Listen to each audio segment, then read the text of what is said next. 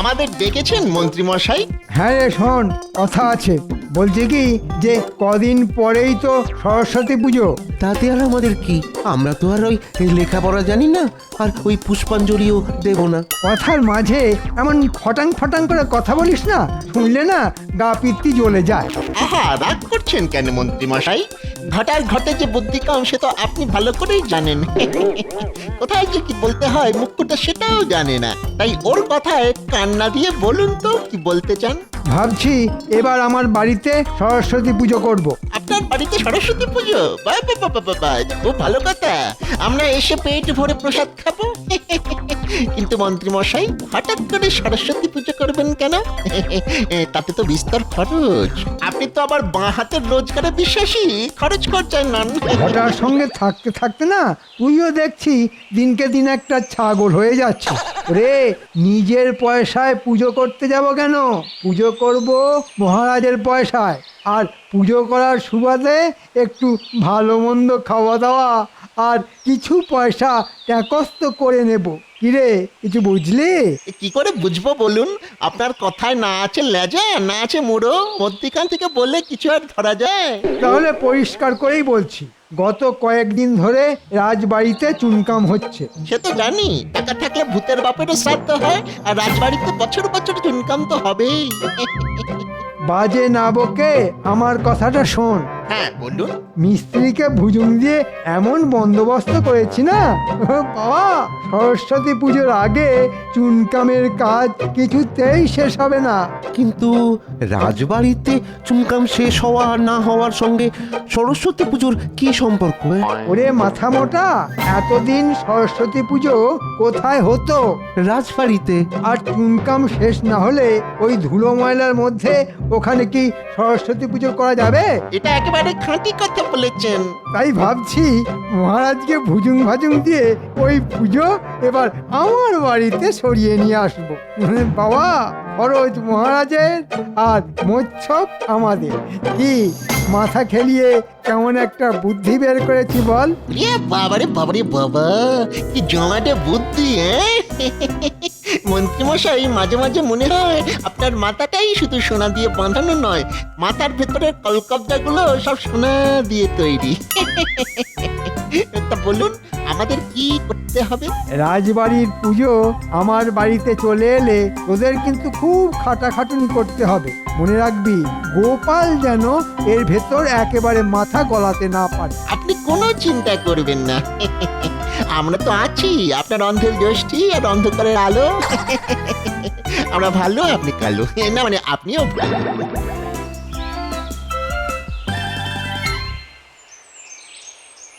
গিন্নি, তাড়াতাড়ি ভাত দাও দেখি, আজ একটু সময় মতো রাজসভায় পৌঁছতে হবে বুঝলে।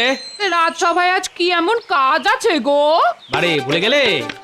কদিন বাদেই তো সরস্বতী পুজো, সেই নিয়ে এই মহারাজ আজ আলোচনা করবেন বুঝলে। ও সরস্বতী পুজো, তা ভাত আমি দিতেই পারি, কিন্তু তোমাকেও একটা কথা দিতে হবে। হ্যাঁ, কি কথা গিন্নি? এবারে সরস্বতী পুজোতে আমাকে একটা বাসন্তী রঙের শাড়ি কিনে দিতে হবে। বাসন্তী রঙের শাড়ি তোমাকে? বারে, আমার বুঝি বাসন্তী রঙের শাড়ি পরতে স্বাদ হয় না? তুমি তো ফি বছর পুটিকে বাসন্তী রঙের শাড়ি কিনে দাও। হ্যাঁ দিই তো। তাহলে এবছর আমাকেও কিনে দিতে হবে। হ্যাঁ, এই বলে দিলাম। না, দিতে কোনো আপত্তি নেই, তবে কি না ওই বাসন্তী রঙের শাড়ির সঙ্গে একটা বর্ণ পরিচয় কিনে দেবো। হ্যাঁ, বয়ে বাসন্তী শাড়ি আর বয়ে বর্ণ পরিচয়, রোজ সকাল সন্ধে বই খুলে পড়তে বসবে। হ্যাঁ, পড়ো না আমার, এই বয়সে আমি পড়তে বসবো? হ্যাঁ বসবেই তো। বলি, সরস্বতী পুজোর দিন বাসন্তী রঙের শাড়ি পরে কারা? যেসব খুকিরা পড়াশোনা করে তা। তাই বাসন্তী রঙের শাড়ি পেতে হলে মন দিয়ে পড়াশোনা করতে হবে, দুবেলা আমায় পড়া দিতে হবে। তোমার বাসন্তী রঙের শাড়ি আমায় কিচ্ছু দিতে হবে না, তোমায় যাও।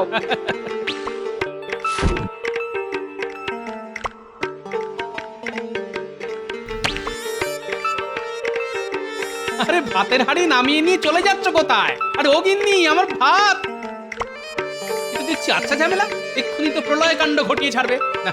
যেমন করি হোক শ্বশুর মশাইয়ের এই পাগল মেয়েটাকে ঠান্ডা করতে হবে। আরে গিন্নি, গিন্নি গো, আরে গোপাল দাদু, ও গোপাল দাদু। বোঝো, এদিকে গিন্নি, অন্যদিকে নাতি নাতনির দল। বল, কি বলবি? বলতে এসেছি যে কদিন বাদই তো সরস্বতী পুজো। তো অন্যবারের মতো এবারেও রাজবাড়িতে ঘটা করে সরস্বতী পুজো হবে তো? আরে আশ্চর্যের কথা শোনো, ঘটা করে সরস্বতী পুজো হবে না কেন? এবার কিন্তু আমায় আলপনা আঁকতে দিতে হবে। হ্যাঁ গো দাদু, পুটি না খুব সুন্দর আলপনা আঁকতে শিখেছে। ঠিক আছে, তাই হবে। পুটি আলপনা দেবে। তা তোরা এখন যা তো বাপু, আমায় আবার এক্ষুনি নিয়ে খেয়ে রাজসভায় যেতে হবে। আরে আজকে তো এই পুজো নিয়েই রাজসভায় আলোচনা আছে। তাহলে এখন আমরা আসছি দাদু, আমার আলপনা দেওয়ার কথাটা কিন্তু মনে রেখো। রাখবো রে বাবা, রাখবো। এখন তোর আয় তো দেখি। গিন্নি, আরে ও গিন্নি, কি হলো কি? এমন করে গিন্নি গিন্নি করে পাড়া মাথায় করে তুলছো কেন? হ্যাঁ, আমি কি মরে গেছি নাকি? হ্যাঁ, বালাই ষাট, তুমি মরবে কেন? কিন্তু মুখের সামনে ভাতের থালা না পেলে আমি যে মরে যাব গিন্নি। কিন্তু আমার শাড়ি দেবো, কিনে দেবো। কিন্তু এই বয়সে আর এরকম ভারী চেহারায় বাসন্তী রঙের শাড়িতে তোমায় যে বড়ই বিদ্যে লাগবে গিন্নি। কি কি বললে? না, বলছিলাম কি, তুমি একটা ডুরে শাড়ি নাও, লাল পেড়ে শান্তিপুরে ডুরে কাটা শাড়ি। ও যা মানাবে না তোমায়, সত্যি বলছি। যে দেখবে সে আর চোখ ফেরাতে পারবে না গিন্নি। মরণ কথা চিনি দেখো। যাও নে এসো, আমি ভাত বাড়ছি, যাও। যাক বাবা, শান্ত হলো। বউ শান্ত মানে জগৎ শান্ত। হ্যাঁ, যে জন্য তোমাদের সকলকে আজ রাজসভায় আসতে বলেছি। এই কদিন বাদেই তো মা সরস্বতীর পুজো। আমি কিন্তু এবছর আগে ভাগেই পূজার ফর্দ তৈরি করে রেখেছি মহারাজ। সে তো রেখেছো, কিন্তু পুজোটা এবার কোথায় হবে সেটা নিয়ে কিন্তু একটা বড়সড় সমস্যা তৈরি হয়েছে। তার মানে আমার কৌশল মতোই সব কিছু এগোচ্ছে। কি সমস্যা মহারাজ? একবার মুখ ফুটে বলে ফেলুন, দেখুন আপনার এই মন্ত্রী সেই সমস্যার সমাধান করতে পারে কিনা। মানে তোমরা তো সকলেই জানো যে রাজবাড়িতে চুনকাম মানে রগ হচ্ছে। তা আশা করেছিলাম সরস্বতী পুজোর আগেই চুনকামের কাজটা শেষ হয়ে যাবে, কিন্তু কাজের যা গতি তাতে তো মনে হচ্ছে না যে সরস্বতী পুজোর আগেই কাজটা শেষ হবে। আর বাড়ি জুড়ে ধুলো ময়লার মধ্যে কি ঠাকুর পুজো হয়? আচ্ছা তোমরাই বলো। না মহারাজ, এভাবে পুজো হয় না। তাহলে পুজো কোথায় হবে? আমি একটা কথা বলবো মহারাজ। বলো বলো বলো। বলছিলাম কি, এই রাজ্যে রাজার পরেই তো মন্ত্রীর স্থান, তাই রাজবাড়িতে অসুবিধে থাকলে আমার বাড়িতে হোক। তোমার বাড়ি? হ্যাঁ মহারাজ, আমার বাড়ি। কোনো ধুলো ময়লা নেই, একেবারে ঝকঝকে তকতকে। আপনি শুধু টাকা দিয়ে দিন, দেখবেন নির্ঝঞ্ঝাটে পুজো মিটে যাবে। এইবার বোঝা গেল পুজোর ব্যাপারে মন্ত্রী মশাইয়ের এত উৎসাহ কেন। আমি একটা কথা বলবো মহারাজ।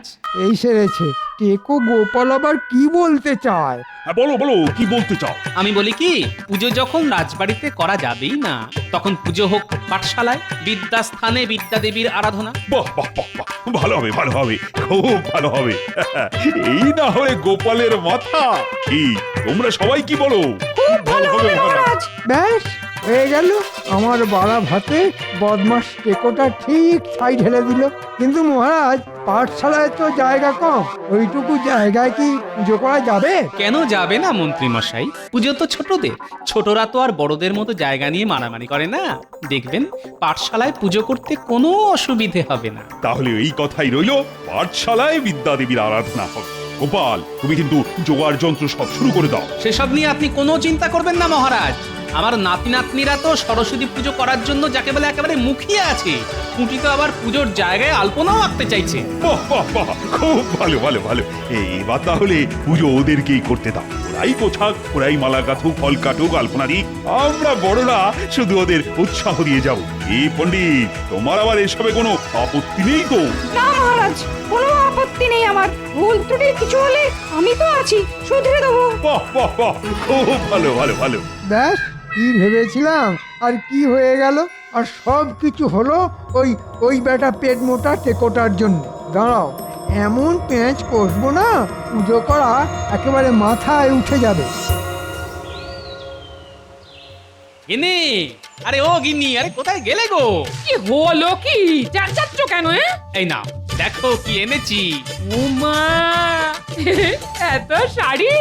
হ্যাঁ, শাড়ি বাসন্তী রঙেরটা পুটির আর লাল পেড়ে ডুরে শাড়িটা তোমার। কি পছন্দ হয়েছে? খুব খুব পছন্দ হয়েছে গো। লাল পেড়ে ডুরে কাটা শাড়ি, তাই এখন শুধু ভাব আর নয় আড়ি। যাও যাও যাও, কচি কড়াইশুঁটি আর তেল দিয়ে চারটি মুড়ি মেখে আনো তো দেখি, খুব খিদে পেয়েছে। আমি এক্ষুনি আনছি। হ্যাঁ, কি গো দাদু, রাজবাড়িতে পুজোর কথা হলো? আরে হ্যাঁ, হয়েছে। আর একটা নতুন খবরও আছে। কি খবর দাদু? রাজবাড়ির বদলে এবার পুজো হবে তোদের পাঠশালায়। বাহ বাহ, কি মজা! আর পুজোর সব জোগাড় যন্ত্র করবি তোরাই। কেউ ফুল তুলবি, কেউ মালা গাঁথবি, কেউ ফল কাটবি। আর আমার আলপনা? আঁকবি তো, এমন সুন্দর করে আলপনা আঁকবি যাতে মহারাজ দেখে একেবারে মুগ্ধ হয়ে যান। তোরা ঠিক করে নে কে কি করবি। আমি ফুল তুলে আনবো। আমি মালা গাঁথবো আর টেপা লাল নীল কাগজ দিয়ে শিকলি বানাবে। পুজোর আগের দিন আমি আলপনা দেব আর পুজোর সকালে ফল কাটবো। ব্যাস, তাহলে তো হয়েই গেল। পাঠশালায় একেবারে জমজমাট পুজো। কুমন মশাইয়ের বাড়িতে ঠাকুর গড়ার বায়না দিয়েছো তো? বায়নারও দেওয়াই আছে, তবে আজই একবার গিয়ে পাকা কথাটা বলে আসবো। দেখো ঠাকুরের মুখটা যেন খুব ভালো হয়। আর হাঁসটা যেন বেশ বড় সড়ো হয়। হ্যাঁ, আরে বাবা, হবে হবে, সবকিছু খুব ভালো করে হবে। এই নাও, এই নাও মুড়ি।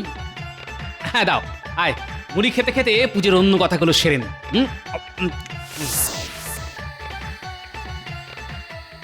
তাহলে আর কি হবে, চল ঘটা, শীতের সন্ধ্যায় কাঁথায় মুড়ি দিয়ে শুয়ে পড়ি। কেন কেন কাঁথা মুড়ি দিয়ে শোয়ার কথা আসছে কেন? বারে, আপনি তো বললেন যে পুজো হচ্ছে পাঠশালায়, আর আপনার সব আশা ভাসিয়ে দিয়ে মহারাজ সব দায় দায়িত্ব ওই গোপাল আর তার নাতি নাতনিদের দিয়ে দিয়েছেন। হ্যাঁ? যতই দায় দায়িত্ব দিক না কেন, শেষ অবধি ওই পুজো হবে না। মানে আমি সবকিছু ভন্ডুল করে দেব। মানে আয় চুপি চুপি বলি, আয়।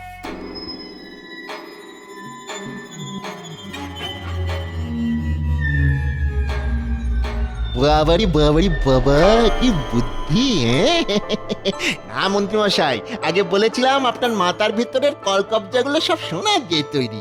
এখন বলছি তার মধ্যে কটা হিরেও বসানো আছে। নিজের বাড়িতে নিজের মতো করে পুজো করব বলে মহারাজের কাছ থেকে কিছু অর্থ সাহায্যও নিয়ে আসবো। আবার পাঠশালার পুজো পণ্ড হয়ে যাওয়ার পর দেখবেন দলে দলে লোক আপনার এখানে সেই পুষ্পাঞ্জলি দিয়ে যাবে। টেকো গোপাল এসব দেখবে আর আঙুল চুষবে। আচ্ছা আচ্ছা, ওই কুমোর কি আপনার এইসব শেখানো কথা বলতে রাজি হবে? আরে হাতে একটা টাকা গুঁজে দিলেই দেখবি ঠিক রাজি হয়ে যাবে। তোরা শুধু আসল কাজটা করে দিবি। আপনি কোনো চিন্তা করবেন না মন্ত্রী মশাই, আগের রাতে আমরা যাব। আর তাহলে এখন আয়।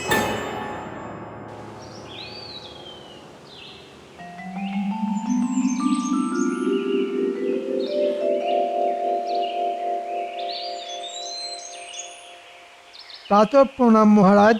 আরে মন্ত্রী যে, বলো কি বলবে? আগে মহারাজ, কাল রাতে একটা কাণ্ড হয়েছে। কাণ্ড?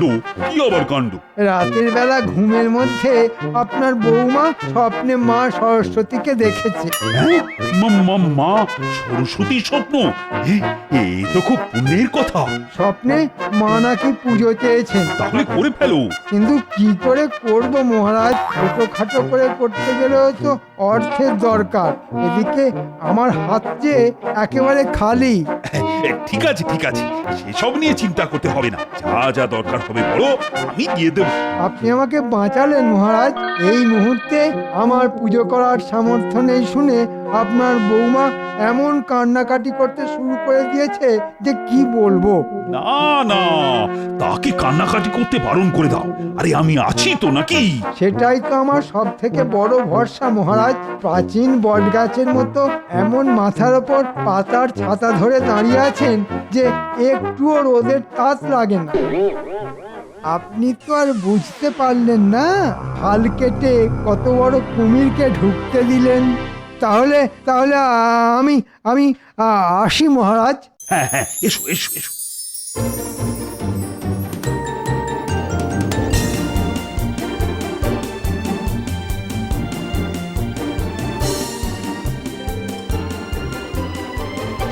কি গো পটো, মহারাজের বায়না দেওয়া প্রতিমার কাজ আর কত দূর? এই তো হচ্ছে, পুজোর আগের দিন সন্ধেবেলা পেয়ে যাবে। না না না না, সন্ধেবেলা নয়, বিকেল বেলাতে দিতে হবে। এবার এত তাড়াতাড়ি কেন? আরে এবার যে পুজোর দায় দায়িত্ব সব ছোটদের, আর ওদের খুব ইচ্ছে মনের মতো করে প্রতিমাকে সাজাবে। ঠিক আছে, বিকেল বেলাতেই দিয়ে দেব। আর দেখো প্রতিমার মুখটা যেন খুব ভালো হয়। ওসব নিয়ে কোনো চিন্তা করতে হবে না।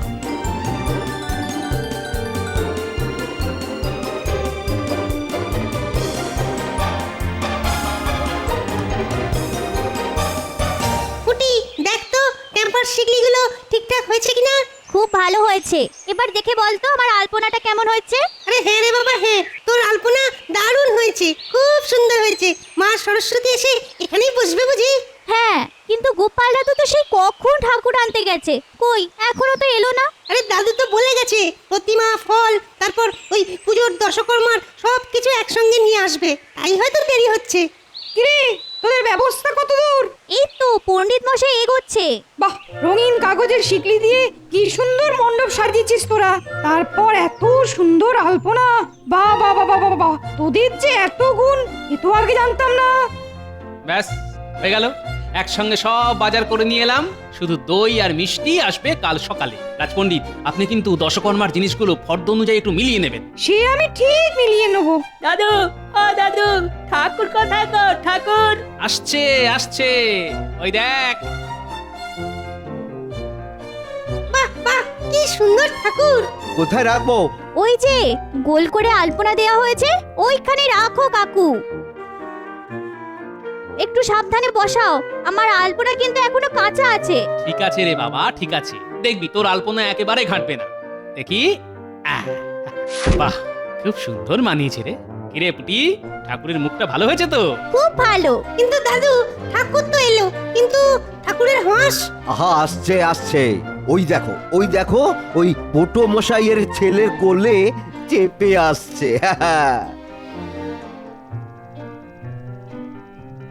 বাহ, কি সুন্দর হাঁস, ঠিক যেন জ্যান্ত। তা পুজোর কেনাকাটা তো সব হয়ে গেল, এখন তাহলে যে যার বাড়ি চলে যা। কাল খুব ভোর ভোরে এসে মালা টালা দিয়ে সাজিয়ে ফল টল গুলো কেটে ফেলবি, কেমন? ঠিক আছে। ও গোপাল দাদু, তুমি তো দেখছি কোল থেকে হাঁসটাকে আর নামাতেই চাইছো না। ওটাকে ঠাকুরের পাশে রাখো না। বড় মিষ্টি হাঁস রে, তাই এখন এটাকে বাড়িতে নিয়ে যাই। কাল ভোরে যখন আসবো তখন এটাকে আবার কোলে করে নিয়ে আসবো।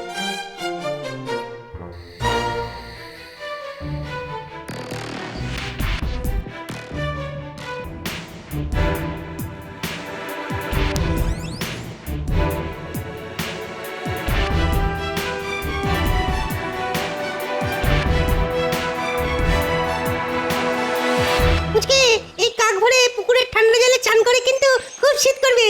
তুই তো আবার শীত কাতুরে।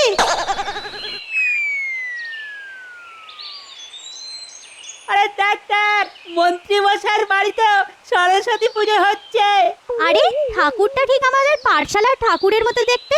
হয়তো একই পোটো মশাই তৈরি করেছে। চল চল, তাড়াতাড়ি চল, আমাদের এখন অনেক কাজ।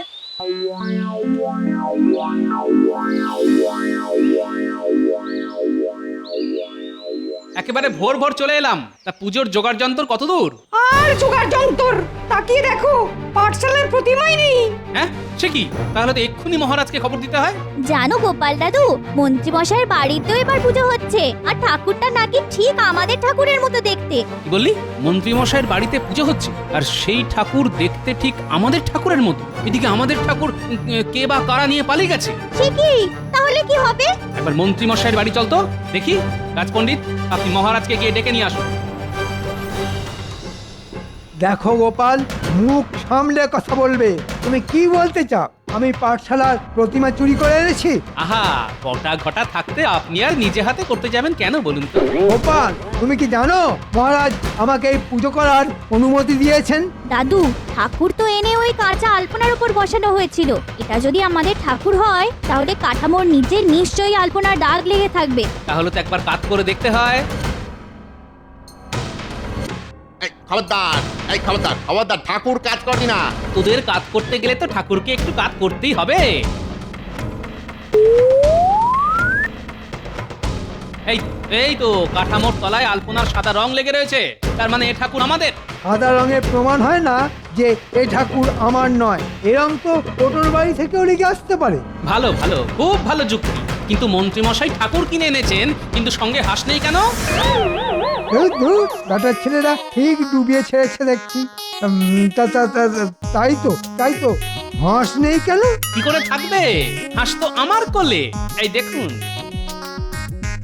কিরে কটা এত কাঁচা কাজ করে এলি যে বাবা? ঠাকুর চুরি করার আনন্দে ঠাকুরের বাহনের কথাটাই ভুলে গেলি?